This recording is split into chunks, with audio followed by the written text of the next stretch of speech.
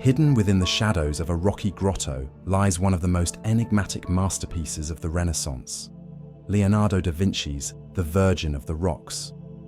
But this is no ordinary painting.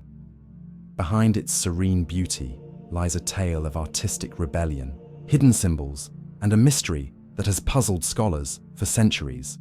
What secrets does this painting hold? And why are there two versions of it? Let's dive into the story.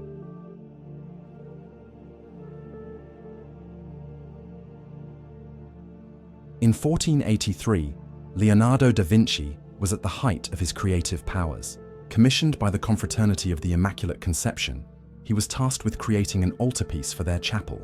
The brief was clear: depict the Virgin Mary, the Christ child, John the Baptist, and an angel. But Leonardo, ever the innovator, had other ideas.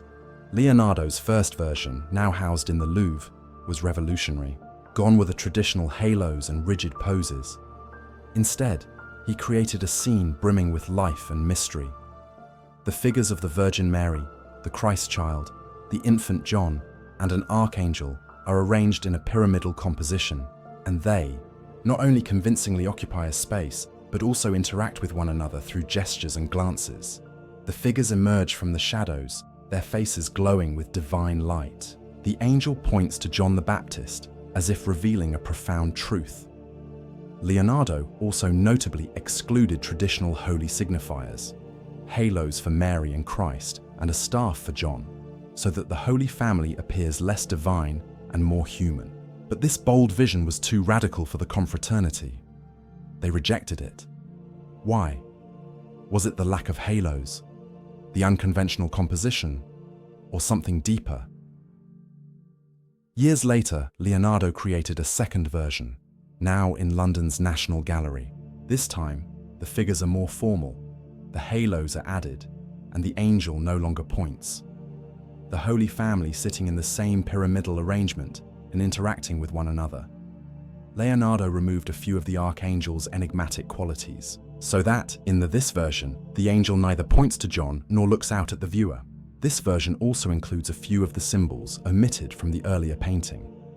Both Mary and Jesus have thin gold rings for halos, and John balances a staff in the crux of his arm. Was this a compromise? Or did Leonardo's assistants play a role in its creation? The differences between the two versions tell a story of artistic struggle and adaptation. But the true genius of the Virgin of the Rocks lies not only in its symbolism, but also in what it reveals about Leonardo's evolving artistry. The rocky grotto represents a sacred, otherworldly space, a gateway between the earthly and the divine. The plants in the foreground, meticulously detailed in the Louvre version, symbolize purity and the Virgin's immaculate conception. Yet, in the London version, something extraordinary happens. Leonardo abandons strict realism, inventing hybrid plants that exist nowhere in nature. This shift hints at a profound change in his philosophy. No longer content to merely chronicle to the world, Leonardo now sought to create entirely new ones, like a god shaping his own universe. And then there are the figures themselves. Their gestures and gazes convey a profound theological message about salvation and divine grace. But look closer. Some believe the painting holds hidden alchemical or esoteric meanings. Could Leonardo have encoded secrets within this masterpiece? Or was he simply pushing the boundaries of art itself? To some, the exaggerated qualities of the London painting foreshadow the rise of mannerism, an artistic style that would dominate Italy decades later. Others argue these traits suggest the hand of an assistant. The truth? Leonardo was likely in a rush. In 1499, he fled Milan after the fall of his patron, Duke Ludovico Sforza, leaving the painting unfinished. Years later, in 1506, the confraternity demanded he return and complete it within 2 years. The result? A work with unpolished passages, yet one that captures Leonardo's transformation as an artist. The London version is not just a painting.